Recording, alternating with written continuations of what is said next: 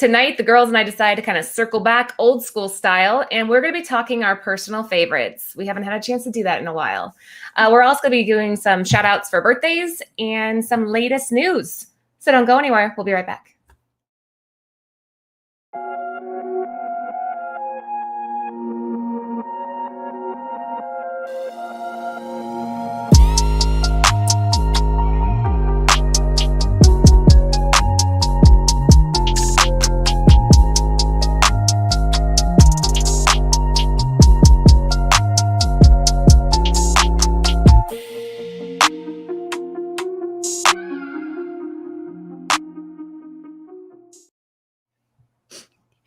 All right, we are back. Lucy's now being able to see like when we're coming live and stuff, and she's getting a kick out of it. It's fun, right? We're like, I was gonna tell you, shut up already. We're about to go live. We're about to go live.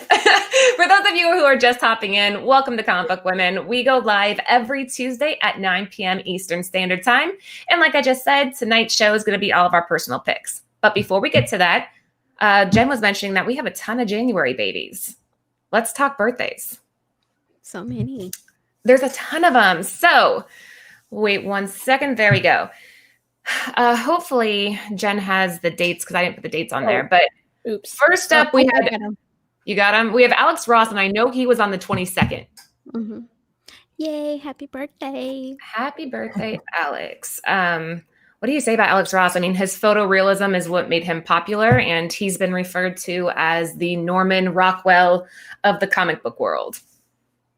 Yeah, he's an amazing artist. This book especially, right? This is like one of his most popular covers.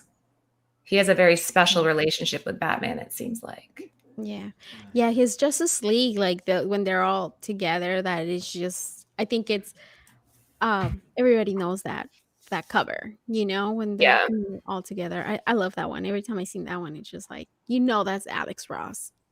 Right. Like so much of his stuff, like you have to like really, when I first started in comic books, I always thought, okay, Fantastic Four is where I kind of saw him the most. Mm-hmm. And then I'm like, oh no, wait, Anthony's like, Laura, look more into the Batman. And then there's an Immortal Hulk, number 25, mm-hmm.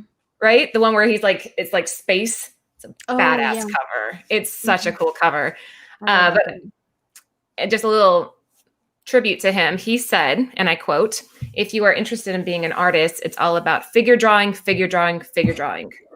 Don't ever think that you have this one licked. It's going to be the last thing you need to work harder on." So that was his advice, was figure drawing. Nice. Yeah, he does a lot of posts where it shows when he was a kid, where he was, and then what he is now. And you're like, that's cool. It's kind of endearing. He said he's wanting to be an artist since he was a kid. So it was one of those people that it didn't come later in life. He knew from when he was a child that he wanted to be in this. All right. So happy birthday, Alex. Moving on. We have John Romita Sr. Yeah, that his birthday is on the 24th. What's today's day? I don't even know what's today's day. 26. Oh, 26. Okay. Well, a couple days ago. Happy birthday. Yeah, that's pretty. I picked this cover especially because the negative background, I think, is such a cool contrast to his Spider-Man outfit, those primary colors in the Spider-Man outfit. And I think it's really neat and intricate. And I'm like, okay, because I was trying to pick one that I thought fit. What do you think, Jen? I mean, John Romita Sr. is a legend. I mean, all these people are legends, right? but John Romita and Grant Morrison and Alex Ross, like, more so. But when you think like when I think Spider-Man, I think John Romita Sr. Mm-hmm. Yeah, and what else did he do? He co-created Punisher and Wolverine, right? I wouldn't. I'm pretty sure he did, and I know that he was included in the Will Eisner Comic Book Hall of Fame in 2002. Wow. So, like Jen said, he is definitely a legend, and he has the award to prove it. But yeah, so if you're just hopping on it, I like this one. I think the negative background is just brilliant when put up against the Spidey suit. That's pretty cool. So happy birthday, John. Who's next, Lucy? The next one is, oh shit, I don't want to pronounce it. Yeah, Jeff. How do you say Jeff? Is it Jeff? Yeah, Jeff John. Why is it? Well, English is so complicated. Right? No, it's Geoff. I'm pretty sure his name's Geoff Johns. I was going to say that, but I was like, Yeah. John's. His birthday is on the 25th, so it was yesterday. Belated. Happy birthday. And you can't think Jeff Johns without thinking Green Lantern, right? I mean, I think, let's see here, 90% of the Green Lantern known today was either created by John or ideas enhanced by John. Well, the blackest night was like, and then the brightest day. Like, yeah, he did. That was just right. Yeah. That's yeah. I think I owned both of those series, but I haven't read either of them. Have you, Jen? Yeah. I know people. I think a lot of people really like it, but if you were like, I like Kyle Rayner, right? And then like becoming the White Lantern was pretty cool. But yeah, I mean, I feel like right after. Oh shoot, I'm mixing up my timelines, but I feel like after this happened, was Marvel Zombies right after this or before this? I don't know. I'm not sure. I don't want to say one way or another and be wrong. I just felt like it was interesting because they were around a ballpark similar time, and it was kind of amazing to see like the Black Lantern rings come on like deceased DC, and it was like Night of the Living Dead. It was interesting, and then how you needed 2 rings to defeat one. It was Amy, I think it's Amy. It says Flashpoint 2. He did Flashpoint. Oh, yep. There's a couple. There was something else that I was thinking with Jeff Johns. Oh, I was looking through books today, and I'm like, Anthony, I'm doing something on this guy, but I forget. Anyways, I'll think of it later. It'll come back to me.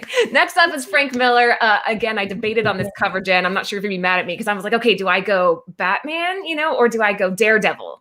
Because you think Frank Miller, it's like, which one do you go with? And I was like, you know what? I'm going to win with Batman. You think he's more Batman known for it? Or I mean, I like the Daredevil, but I feel like when I talk to people about him, it's the Batman. Because then he even did the Dark Knight the 2 came out a couple years ago, right? Where they like went back. Yeah, and he did Sin City. He did 300, I think. Yeah. Sin City for sure.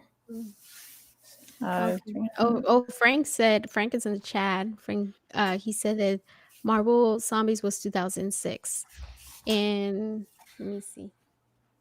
Oh, okay. Is this Gogol dropping knowledge? Yes, he is. He's, he's over here. Okay. Very good. Well, happy birthday to Frank. And last but not least, again, guys, these are all January birthdays. So we're like, we got to pay tribute. Grant Morrison, which I had to do some homework here. I'm like, Grant Morrison, Animal Man. Never read it. Don't know a whole lot about it. Do you guys? Yeah. I need to get up there and read more. Jesus Christ. Right? Okay, so that was when. So apparently Gogol's birthday is in October, so we need to remember this for later. Because I was trying to find his birthday and I couldn't find it anywhere. Who's that? Gogol. I'm just kidding. Yeah, Frank. I'm not ringing any bells, Lucy. I think it's a dead end. See what I did there? Happy birthday to all of our January babies. And before we start our personal picks, we're going to move on to Morrison had X-Men. Sorry to interrupt you. Morrison had X-Men run. Okay, that's good to know because I actually did not know that. My DC game's like weak right now. Oh, wait, that's Marvel. That's Marvel. Yeah. Whoops. we'll just edit that part out later. Shit, we're live. We can't edit that out. No, girl, we're comic book woman, and we're fucking this shit up right now. Fine. Nobody noticed. All right. Moving on to the next slide. So we have a little bit of news we wanted to drop with you guys. I was so excited the other day when I heard that Game of Thrones is officially signed up to do a prequel called The Tales of Dunk and Egg. I'm assuming most of you out there watching are Game of Thrones fans. I binged watched this series multiple times. Not once, not twice. Close to 3 times. So I know it's pretty bad, right? I need to read more. Dunk and Egg follows the exploits of an oddball pairing of Knight Sir Duncan the Tall and a royal in disguise, Aegon Targaryen. Nice. Okay. I like him. Well, you haven't watched it, have you? Who? Lucy? Yeah. Oh yeah, I did. Okay, I good. did. Yeah, no. You guys don't seem excited enough about this. I don't know. Well, see, I liked it, and we watched it. Sam, we benched the whole 7 seasons, I think it was, when Rumi was born. So that was like 3 years, almost 4 years ago. Yeah. So it was like we were waiting for the last season, actually, to come out. So we didn't get into the whole Game of Thrones like pretty late in the game. So I don't want to get excited right now. Maybe till I know it's coming out for sure. Then I'll be like, okay, I'm excited. Supposedly there's supposed to be a bunch of them, right, Jen? Yeah, same. Like I kind of jumped on Game of Thrones late, but I felt like it was kind of great because I got to binge 6 seasons and then go right into season 7. But like how I feel about things coming out now, I need like a trailer, right? Just because then it'll be like it's coming. Here it is. Yeah. Like to hear that, cool. Like they're working on something. It's gonna happen.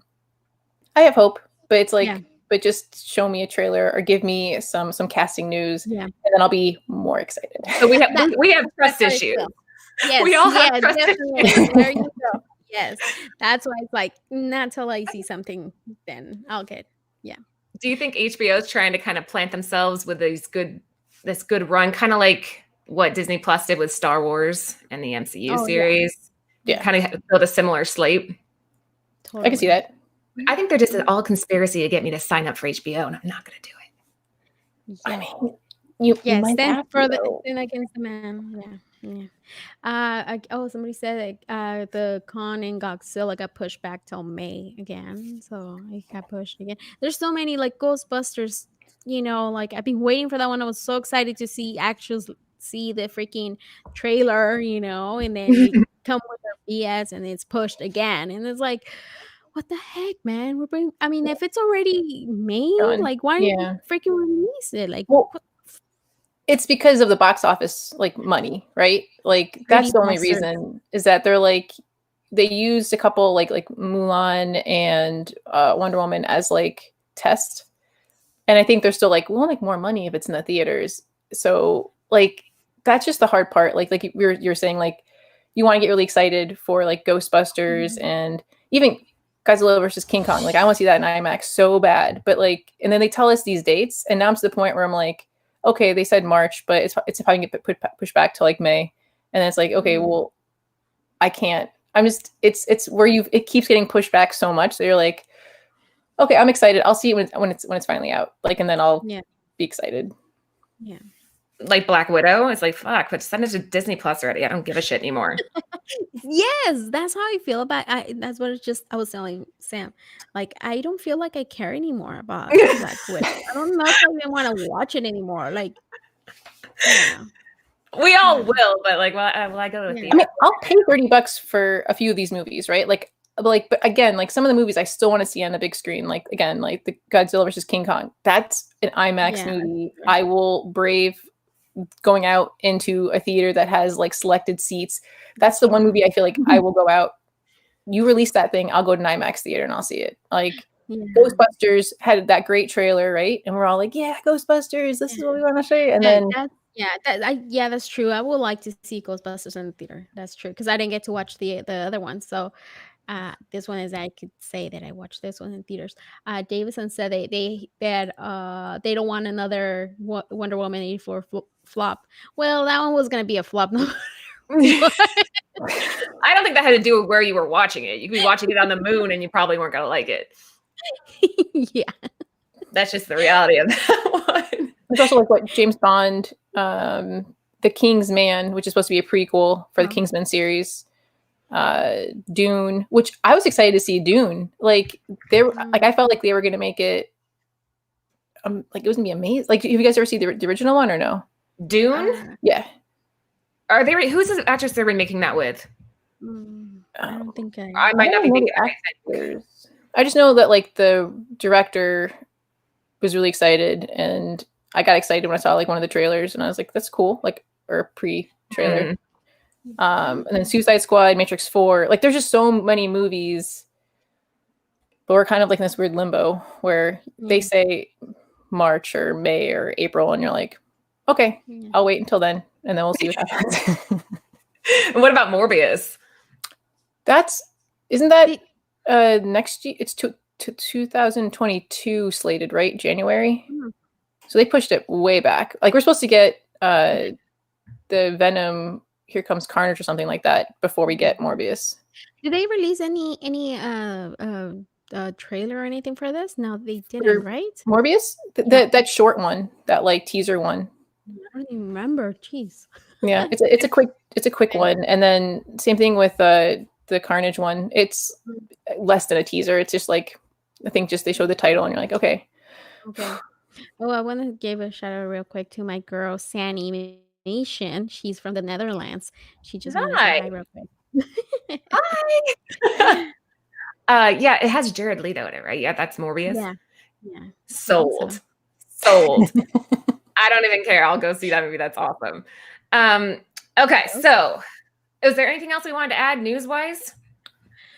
Movies, Ghostbuster. Oh, did you guys see Tomb Raider?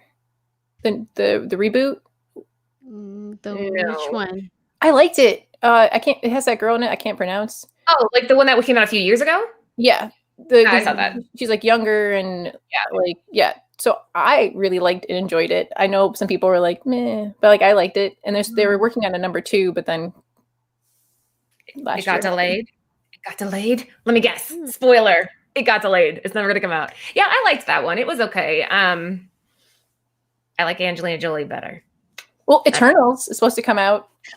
I know. Like that's another one.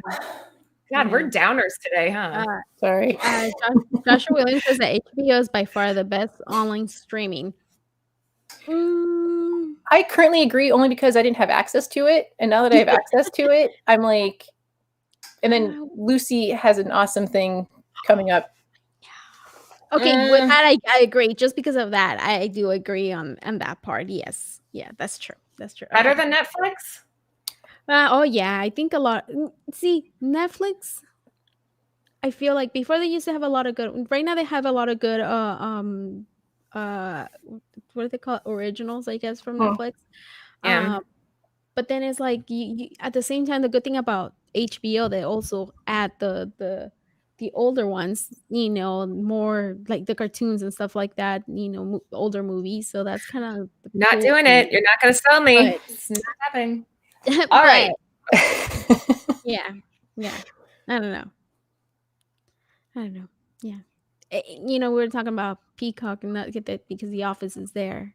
And oh yeah, well, The Office is a good one too. Yeah, for sure. Well, that's the whole thing. Is it's becoming like the streaming wars. We've heard this from other different like articles and news and that kind of thing. Like they're all trying to compete. And I just felt like I had Netflix for such a long time that I will watch it. Like I watched it a lot. Like in a week, I'm almost always on it. But since I just got access to HBO Max or whatever you want to call it, I have these shows I haven't, like Big Bang, right? I never finished Big Bang. I didn't have access to it, and then now it's. Well, see, like me, like on Hulu, like I just finished the Reba. I was watching it on Reba. I never watched it, never seen it before. It's comedy. I love it. I liked it. And then on Netflix right now, I've been watching again for the millionth time. I don't know how many times I watched it. Community. So it's like those older shows that I like, So that's how they get me. There you go, guys. Say in the chat what your favorite streaming service is, and we will be right back. Quick little break here. We'll be right back. Quick shout out to our sponsors over at Bird City Comics. Head over to their website for an additional 15% off your entire order when you use code CBW15. Back to the show. I opened YouTube over here. Oh, I think we're back. We're back. All right, moving on. So now we're going to start our actual personal picks. Lucy, I know you're so excited to talk about this one. Yes, oh my gosh. I'm so excited. Okay. Warrior. It's one I started watching because of my lovely, wonderful husband, Sam. Every show, when it's things like that, is because of my husband, Sammy, over here. This one, it's Warrior. Bruce Lee wrote this a long time ago, and he was trying to make this a movie back in the day, but nobody, Warner Brothers, nobody wanted to buy it because it was Chinese. So now his daughter found his notes about this, and she again, took it around, and Cinemax bought it, and they did 2 seasons. And now they canceled because I guess nobody really watched anything on Cinemax. So HBO bought it, and now they're trying to get if they get enough views, I guess they'll make a third season. But this one is And she back in the 1800s, I believe, right? Yeah. Late 1800s, yeah, late 1800s, when they were like bringing the Chinese to build the railroads and stuff like that. And Sam, he's the main character. He comes from China looking for somebody, and For somebody. yeah, and it turns out he's an amazing kung fu fighter. So he's so good, and since once he gets to San Francisco, that's where he gets to San Francisco. Right away, they're the person who's getting them, they're kind of like selling them where to go. They're telling them where to go, and but oh man, I just love this movie. If you like kung fu, anything like martial arts, I not only it has those amazing fighting scenes, but it's an amazing story too. Every character, you just like, you hate them, but then later on you kind of like them because you see their side of the story too. Like it just, That means you it's like good certain storytelling. characters. You Yes, grow to yes, love the characters. That's yes. It's a slow start. The first episode, it's a little slow, but it just keeps building up and it gets better and better. And I'm seriously, I really want HBO Max to make a third season because they just leave it on a really great ending for season 2. So I highly, highly recommend this one. even how they like go from English to subtitles, then back to Chinese is really great, like for an audience. Like because at first I was like, oh, subtitles, and because when you're in the mood for subtitles, great. But I didn't know to expect it, but then they switch it where it goes from Chinese, and then you're like, oh, everyone here is speaking Chinese, so we're just gonna go with English, and then they switch it back. Like it's such a beautiful way of doing it. Yeah, like when they're speaking like their language, it's like really good English, right? But then when they go back to like when they're speaking English, you can see like hear their accent, like they're they're speaking English. It's so good. It's such a smart show.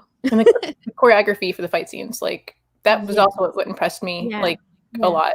Yeah, one of the actors, my husband, he's been following them. Well, quite a few, right? Like there's some actors that he's been following them for a few years, and he was able to name almost like every actor in this freaking show. Because if you've been watching like those Asian movies, you'll know. And I think let me see, one of the if you guys watch The Raid, like one of the actors is in here, and he's gonna be also in Mortal Kombat too. Ooh. Yeah. So one of the actors in here. So it's such a great show. I love this show. Guys. Thank you, by the way. It was your recommendation that like got me to. I think I'm on episode. I just finished episode 2, and I was just like, I've been pushing this show so much. So if you guys enough follow people, me, we'll get season 3 if Lucy pushes this hard enough. And beautifully said, Jen, that they were kind of pulling to multiple audiences by making strategic use of the language. I think that's very cool. You don't really see that a lot. All right, so Warrior, and it's on HBO Max. Sorry, Laura. Sorry. All right, moving on to the next pick. Oh, this one's mine. Okay, so this just recently got like a preview that you could get the first couple of episodes. I don't think it was supposed to officially come out until February. Yeah. Anyways, so this is The Great North. The reason that I chose this one is because I'm such a huge fan of Bob's Burgers. Who isn't? So when I saw this, I'm like, okay, this is going to be just as good. So here's my mixed review. And Lucy, I want to hear what you think next. But I watched the first 2 episodes of it. And so far, I find it very charming. A little too similar, kind of like a knockoff of Bob's Burgers so far. I'm not seeing enough to differentiate the 2 shows aside from a different location. It's like, yeah, we changed the scenery. But I mean, even the little guy wears his bear ears, just like the bunny ears. And like the characters all kind of have the same type of humor, which I think that they could definitely build on that and kind of separate this show and make it its own entity. It already got renewed without even season 1 airing. It got renewed for season 2. Oh, wow. So yeah, Fox News is definitely, or Fox News, Fox News. There went half of our views. I don't watch Fox News, or do I? Anyways, Fox is definitely like betting on this one to do well. If you look at the characters here, you have the main character who is Beef. It's the Tobin guy over there. He's very similar to Bob. No, not Ron Swanson. Yeah, his character With the voice. Yeah, he does have the voice. He totally does. No, but his the guy that plays his voice, Nick Offerman. Yeah. Oh, okay. He's very similar to. And then Jenny Slate obviously plays Judy over in that little blue puffer jacket, and I like Jenny Slate. I think she's funny. I like her too. Yeah. Alanis Morissette appears in the sky as kind of like a mentor to Judy, because the premise of the show is that you have this one dad that's trying to raise his family and his kids on his own because the mom left, which is an interesting take. Yeah, you never seen that. I don't think I not that I can think of seeing it like that. No. Well, not in the way that they portrayed it, like the mom being dead, and then you find out like she's not dead. She just left, but he prefers to think of her as dead, right? But yeah, it's good so far. I'm curious to see what they do with it, because as of right now, it just feels like Bob's Burgers. I prefer Bob's Burgers. But see, I think again when you picked this, I watched it, and it was again, I'm gonna wait to see like the rest, but I at the beginning I was try to compare to Bob's, because they're the same creators, but then I have to see it like it's completely different, and it's a little bit more mature than compared to Bob's. I can feel like I can probably watch it with my family. This one, I don't know if I can really watch it with. I don't know if I want my son to watch it. I don't know how I feel about that. But yeah, we'll see how. I don't know how to feel about this one yet. We'll keep our eye on it. We're getting a Bob's Burgers movie. Yeah. Yes, it's still no shit. When? You didn't know that? Well, no. Because of what's going on, delayed. But we're getting a Bob's Burgers movie. See, Gary just said Bob's Burger movie is still being planned for theaters, but they're probably waiting for the theaters to open. Because there's also some comic books too. The Great Variants. Yeah, I think I have the free one only. Yeah, there's a couple of Bob's Burgers, but the Great North. I remember being excited for this, but then as I was watching it, I'm like, wait a minute, is this a replacement for Bob's Burgers? And then I was like, well, I'd prefer Bob's Burgers. But if it's similar, like people who are working on it, they can't really. And I was like, but yeah, I'll probably see third episode when they premiere it. Lucy's probably right. We need to think of it not like it's Bob's Burgers. We have to give it a shot on its own, maybe. Yeah, probably. Yeah. Anywho, so I guess the majority vote here is you should probably watch it. Yeah, just watch it. Give it a chance. Give it a nice try, and then we'll see what happens. All right, moving on to the next one. Jen, I think you're up. Okay, so I know this came out in like 2018. It won a bunch of awards. I just kind of kept like, I'll watch it later. And then finally I binged it. And this is not my normal pick. It is very like adult and mature and heavy. So, and it's not something you can watch in the background. Like, I feel like a lot of these things we watch today, you can like be cleaning or doing something else, but this is not that. Like, you need to be watching it because there's like quick visual scenes that you won't hear. So if you're not watching, you'll miss it. It's only like 8 or 9 episodes, like an hour each. Great cast, great acting. It's a slow burn also. Like, it's not going to be like I was probably pulled in and I had a ton of questions from the first episode, but I was really invested after the 4th episode. And it's like a mystery, psychological thriller. Again, it's very dark and it's very mature. This is not for kids. And you have to kind of like be in that headspace for something that's like just a mature subject matter. Like, and it's a good conversation starter if you're watching it with somebody, because man, I don't want to what's the general, like, how does it start? So it's basically Amy Adams is a reporter who is going back to her hometown because there was a murder. And there's some things going wrong, like right away, that you're like, this is off. Like, what is this? And it just, again, it's such a slow unravel that I'm like, man, I almost feel like WandaVision prepared me for the slow burn. But it's not the same kind of feeling. Like when I finish this, like I feel heavy. Like it's like, oh, but then when you watch it, there's the very last episode has a mid end credit scene that you need to see, and you're going to be like it's that kind of like. And then if you wait till the very, very end, the author of the book, oh man, is it Gillian Flynn?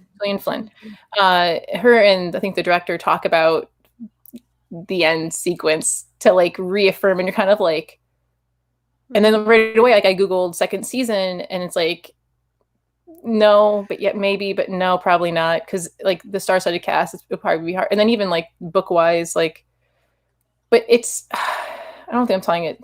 Well, but the soundtrack is amazing. Like, definitely after this was over, I'm like, I want that soundtrack. Like, and then you find out that the person who did, was it Pretty Little Lies, their soundtrack? I haven't watched it. But Big Little Lies, do you mean? Oh, Big Little Lies, yeah. So that person who did the sound for that, which now I'm like, well, dang it, I love the soundtrack for this so much. Probably have to freaking watch that thing now, because she talks about like the opening soundtrack.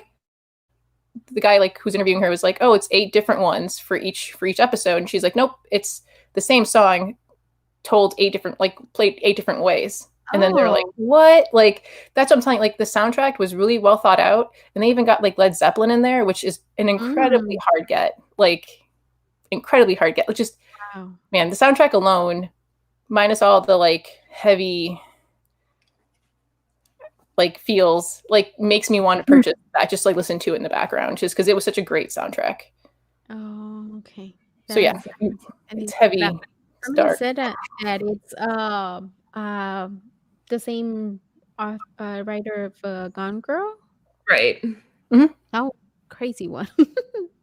Yeah, that was an interesting. What's funny though, I love you, Jen. I love you so much. But when I saw that you picked this, I was like, hold on, this doesn't seem right. This isn't Jen's picks. There's no animation. Like, what the hell? This can't be Jen's pick, right? So I started doing some research on it, and I'm like, okay, if Jen's suggesting this, I have to read the book. Yeah. Yep. So I ordered the book. It came from Amazon today. I'm going to start the book first, and then on your recommendation, I'm going to give this one a go. The other thing that kind of got me going on this is the coloring. Like, look at the use of green. I wonder if that was strategic. Yeah, there's green in almost every scene that you see in this thing. Like, what was really cool is like after I went to like IMDb trivia, because sometimes like I like something and I'm like visually it was really like a pleasing. So like this, so was the soundtrack that I like researched like, hey, did anyone do an interview with somebody? Oh, yep, they did. And then with the trivia, they talked about how every scene has green, and I was like, yeah, like she talks about like that what you're seeing right now is wallpaper that is actually painted silk from when, because it's like old money type of stuff. Like it's like in a southern town. It's like a small town where it's like you either work for the hog farm or you're rich off the hog farm. Like it's that kind of thing. Like, but it's just, oh man, like. No, I'm sold. I'm watching this because of you. I'm watching this. But yeah, when you think green, you think, okay, evil, greed, money, maybe a rot. We'll have to see. Feeling heavy. Like that's why I rewatched it just to like re-get it back, and then I'm like, oh no, I feel heavy again. Like I usually watch for like upbeat things, but I'm like, you know what, every now and then it's good to feel something else. And so this is definitely going to bring you to that place, and like okay. Yeah. Well, something we have to check it out. For sure. And yeah, if any of you out there are watching right now, order the book so that we can read it together. I'm going to start it tonight. That's going to be my project tonight, is to get this book read before next Tuesday. So, all right, we will be right back in 1 second. We have a short little clip for you. Just a quick reminder, make sure you subscribe, leave us a comment, give us a thumbs up, follow us on Facebook, Twitter, and Instagram. Thank you. Fluffy. Like All right, we are back, and we are moving on to our movie picks. Those were our show picks, and now Lucy's going to kick us off with Scott Pilgrim. Oh my goodness. So this one, we just watched it last night and the night before. I can remember again, and Romy watched it for the first time. And those of you who follow me on Instagram, I don't know if you guys saw my post. Romy was already trying to fight. Well, this one, I have not read the comic book, but I would love to read it. I remember when I watched it the first time when it came out, the release date was August 13, 2010, which has been 11 years now. Holy moly! Wow. It's gonna be about 11 years. And director Edgar Wright. I love this director. I love the way he does things. The same thing with what is it called? Shaun of the Dead. No, wait, not that one. The World's End. The World's End. I love the way he tells the stories. And Scott Pilgrim. This is one movie that I can watch over and over again, and I cannot get tired of it. I just what's the general premise here? Well, I've seen it, but Scott, okay. So Scott, he has to fight. He meets Ramona, and she has 7 evil ex-boyfriends, and he has to fight all of them to, I guess, be with her. And so he keeps fighting, and Captain America's in here, and he's the bad guy. Superman or oh yeah, Superman. That's true. Superman, Captain Marvel, Superman, Captain Marvel. He was the first Superman, right? Like he was the not the very first Superman, but before he did Henry before Henry Cavill, yeah, before Henry. He's also in DC. Isn't he gonna be another? Remember, he was the Atom for the CW. Oh yes, yeah. He was. I know he was on one of those. Yeah. But yeah, we have some superheroes in this. Captain Marvel, Captain America, in the Superman, in here. So yeah, and it's just such a fun movie to watch, and like the soundtrack too. Like I remember, like when I watched it for the first time, I even got the ringtone because I just loved this so much. And this one in the box office made 48.1 million, and now it's available on Netflix if you guys want to watch. You were to read just a PDF like of the first, just the little things that when he explains how he meant night. It's pretty cool.